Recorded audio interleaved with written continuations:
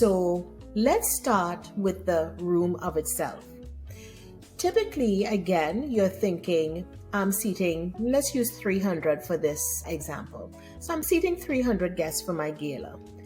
You have to consider what are the tables that are available, how you want your guests to enjoy the time of the gala. Are you using just the traditional round tables that can seat 8 or 10 people?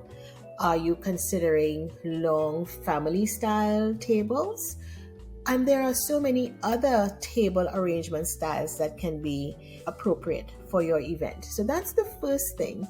The style of table, the number of people it can hold, and maybe if you're doing a single style of table or even a combination of types of tables in your room.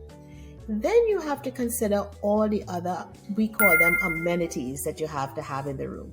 Is there a dance floor? Is there a stage and a presentation area that is going to take up a good footprint of your floor plan? What about a DJ, a dessert buffet, a photo booth? You name it, there can be any number of things in addition to the guest tables that are in that dining room that you're seating in guests. Now, of course, if you're at a venue that has outer rooms, that takes away that issue where you may only end up with a dance floor in your room and everything else is guest seating and maybe a podium.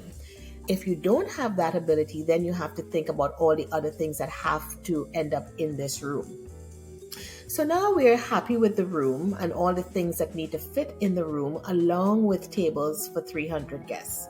And so you're sitting with a nice floor plan at this point, and we have the tables in the room. So what's next? Do we just put people in a room?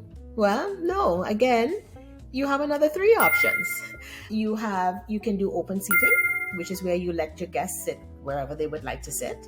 You can do table assignments, which is where you can assign, if you've chosen, say 8 people seated per table, you can choose the 8 people that will sit at a specific table and assign people to that table.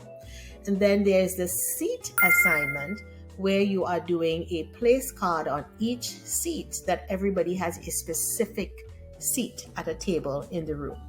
Let's talk about the pros and cons of some of these. First, the style of the event. If your event is super formal, you may want to look at the assignment by seat, particularly if you have people who need to be recognized either globally by the whole room or individually at their tables and so on. Doing seating assignment is a good way to do that and really suits the very ultra formal type of event. Seating by table is a little less formal, still formal enough, but you've got to find a way to let people know which table they're seated on.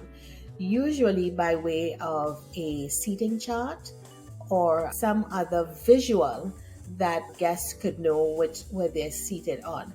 Now, because you're at a gala, which means that you may have people coming into the gala at different times.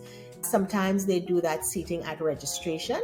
So when you get your registration packet, it also has your table number associated in there as well. So there's a number of ways to affect people getting to know what table they're seated on. And then, of course, if you have a very large room, you want to have ushers that can get people to the right zone to find their tables and so on. We hope this has been helpful. Be sure to call us here at Caribbean Caterers so that we can schedule that site visit with you to help you further foster this very important, seemingly trivial, but very important part of your gala planning. We are here to just make it easy for you and create a guest experience that you would want for your guests. So again, it's Jillian with Caribbean Caterers. See you soon.